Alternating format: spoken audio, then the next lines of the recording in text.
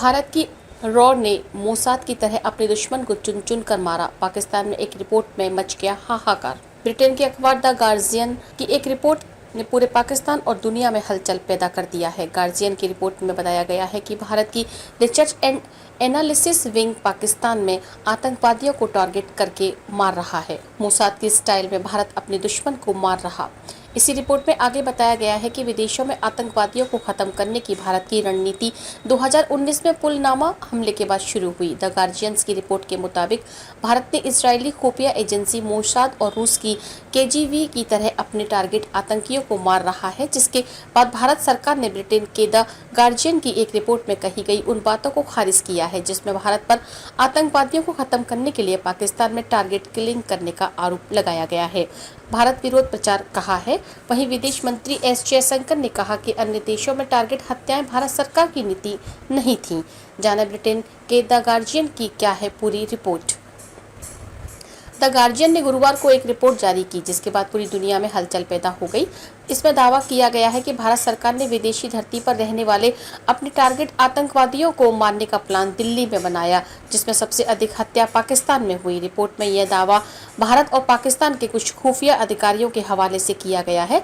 London से निकलने वाले अखबार ने दावा किया है कि उनके पास ऐसे दस्तावेज हैं जो इस बात पर जोर देते हैं कि भारत की विदेशी खुफिया एजेंसी ने कथित तौर पर विदेशों में व्यक्तियों को खत्म करने के लिए ऑपरेशन चलाई। पुलवामा हमले के बाद भारत ने बनाया हमले का प्लान।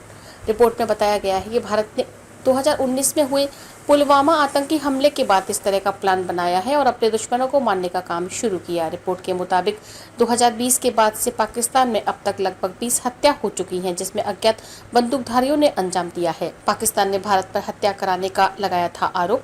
2023 में जब पाकिस्तान की धरती पर मोहम्मद रियाज और शाहिद लतीफ की गोली मारकर हत्या कर दी गई थी, तो इस्लामाबाद ने इन हत्याओं के पीछे भारत की खुफिया एजेंसी का हाथ होने का आरोप लगाया था। उस समय नई दिल्ली ने तुरंत आरोपों को खारिज कर दिया था और इसे दुर्भावनापूर्ण भारत विरोधी प्रचार करार दिया था। लंदन के अखबार ने पाकिस्तानी जांचकर्ताओं की तरफ से शेयर की गई जानकारी के आधार पर बताया कि ब्यौरे का हवाला देते हुए कहा कि ये मौतें भारतीय खुफिया स्लीपर सेल द्वारा कराई गई, जो ज्यादातर संयुक्त अरब अमीरात से संचालित होती थी। रिपोर्ट में कहा गया कि युवक ने सियालकोट की एक मस्जिद में लतीफ की गोली मारकर हत्या कर दी, लेकिन उसके तुरंत बाद उसे उसके साथियों के साथ गिरफ्तार कर लिया गया। रिपोर्ट के मुताबिक आतंकवादी संगठन हिजबुल मुजाहिदीन ने कमांडर बशीर अहमद पीर और भारत की मोस्ट वांटेड सूची में शामिल सलीम रहमानी की हत्या की योजना भी कथित तौर पर संयुक्त अरब अमीरात से बाहर रची गई थी।